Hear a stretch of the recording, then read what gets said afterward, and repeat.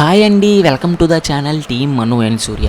ఈరోజు అయితే మనం ఒక మంచి రెసిపీతో అయితే మీ ముందుకు వచ్చేసాం. అదే చికెన్ బిర్యానీ.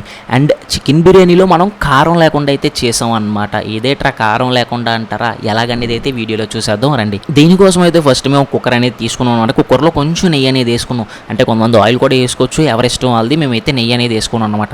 అందులో కొన్ని ఉల్లిపాయలు అలాగే కొన్ని పచ్చిమిరపకాయలు అయితే వేసుకొని దాన్ని అయితే కొంచెం ఫ్రై లాగా అనేది చేసుకోవాలన్నమాట. అంటే ఇది ఆనియన్స్ కొంచెం గోల్డ్ కలర్ అలాగా ఆ టైప్లో అనేది రావాలన్నమాట. సో కొంచెం ఆ కలర్ వచ్చేంత వరకు మనం ఫ్రై అనేది చేసుకోవాలన్నమాట. అలా కొంచెం ఫ్రై అయిన తర్వాత అందులో జీడిపప్పు అనేది వేసుకున్నాం మేము. అంటే చాలామంది వేసుకోరు, మీరు కావాలనుకుంటే వేసుకోవచ్చు, లేదనుకుంటే మానేసుకోవచ్చు అనమాట. మేమైతే జీడిపప్పు వేసుకొని మళ్ళీ కొంచెం ఫ్రై చేసుకొని అందులో జింజర్ గార్లిక్ పేస్ట్, అదేనండి మన అల్లం వెల్లుల్లి పచ్చడి అనేది వేసుకున్నాం అనమాట. ఇదైతే మన కూరకి ఏదైతే ఉందో దానికి మంచి ఫ్లేవర్ ఇస్తుంది, అలాగే మనకి మంచి స్మెల్ కూడా వచ్చేలా చేస్తుంది అనమాట. బిర్యానీకి కూడా ఒక మంచి స్మెల్ ఇస్తుంది అనమాట మనం ఎండ్ అయ్యేసరికి. సో అందుకోసం మనం జింజర్ గార్లిక్ పేస్ట్ అనేది వేసుకున్నాం అనమాట. తర్వాత మేము ముందుగా తెచ్చుకున్న చికెన్ ఏదైతే ఉందో దాన్ని అయితే ఫుల్గా కడిగేసి కుక్కర్లో అయితే వేసుకున్నాం అనమాట. ఈ చికెన్ కూడా మనం స్టార్టింగ్ స్టేజ్ కాబట్టి ఎంత గట్టిగానే కలుపుకోవచ్చు, అంటే దానికి ఎటువంటి ప్రాబ్లం లేదు. మొత్తం పీసెస్ బాగా ఉడికేంత వరకు మనం కలుపుకోవాలన్నమాట.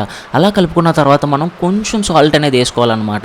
కొంచెం సాల్ట్ ఎందుకనంటే ఎక్కువ వేసుకుంటే తర్వాత మనం అడ్జస్ట్ చేసుకోలేం కదండి. అది ఇప్పుడు కొంచెం వేసుకుంటే తర్వాత మనం మళ్ళీ అడ్జస్ట్ చేసుకోవచ్చు అనమాట టేస్ట్ చూసుకొని. సో అందుకని కొంచెం వేసుకొని స్టార్టింగ్. సో ఆ తర్వాత మనం మళ్ళీ మూత అయితే పెట్టేసుకోవాలన్నమాట దానికి. ఎందుకంటే సాల్ట్ అనేది కొంచెం పీసెస్కి ఇంకాలి కాబట్టి. కొంతసేపటి తర్వాత మూత తీసి అందులో కొంచెం కొత్తిమీర అలాగే కొంచెం పుదీనా అనేది వేసుకోవాలి. వీటి వల్ల కూడా మంచి ఫ్లేవర్ అలాగే స్మెల్ కూడా వస్తుంది అనమాట కర్రీకి, అదే చికెన్ బిర్యానీకి. సో దానికోసం వాటిని వేసి అయితే ఫుల్గా కలిపేసుకొని మూత అయితే పెట్టేసుకోవాలి. ఎందుకంటే అది కూడా కర్రీకి బాగా ఇంకాలి కాబట్టి ఫ్లేవర్ అనేది.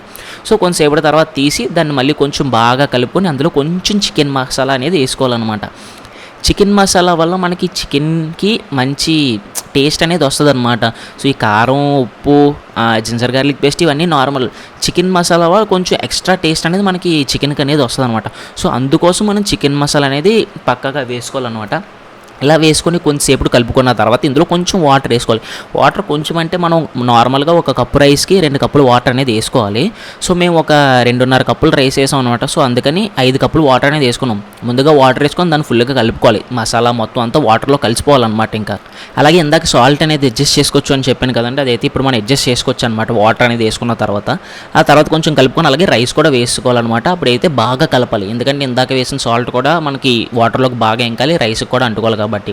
తర్వాత మూత అదేని పెట్టేసుకొని ఒక కొంతసేపటి తర్వాత మీరు మధ్య మధ్యలో చెక్ చేసుకోవచ్చు. తర్వాత లాస్ట్లో అయితే వాటర్ అనేది ఇంకిపోయిన తర్వాత మనకు రైస్ అనేది ఇలాగ ఉంటుంది అనమాట. చూసారు ఎంత పొడి పొడిగా అయితే వచ్చిందో. నాకైతే చికెన్ బిర్యానీ ఇలా రెడీ అయిపోయింది. ఇందులో నేను ఎటువంటి చిల్లీ పౌడర్ కూడా యూజ్ చేయలేదు. నేనైతే ఇంకా మొత్తం తీసి ఒక ప్లేట్లో అయితే సర్వ్ చేసుకున్నాను అనమాట తినడానికి. నేనైతే తినని చాలా బాగుంది టేస్ట్. అండ్ అలాగే కొంచెం కొత్తిమీర కూడా వేసుకున్నాను పైన. ఆ మనోహర్ గారిని కొంచెం కొత్తిమీర అంటే పైన మొత్తం ముద్దలాగా ఇడిస్తాడండి. అది చూసారు ఎలా పడిపోయిందో. సో మామూలుగా అయితే మేము వీడియో కోసం తీసేద్దామని చెప్పి తీస్తాం, కానీ తర్వాత అయితే మొత్తం అంతా ఏరేసుకొని కొంచెమే ఉంచుకొని తిన్నానమాట. సో వీడియో అయితే ఎలాగైందనమాట. ఒకవేళ మీకు వీడియో నచ్చినట్టయితే please like, share and subscribe to team Manu and Surya.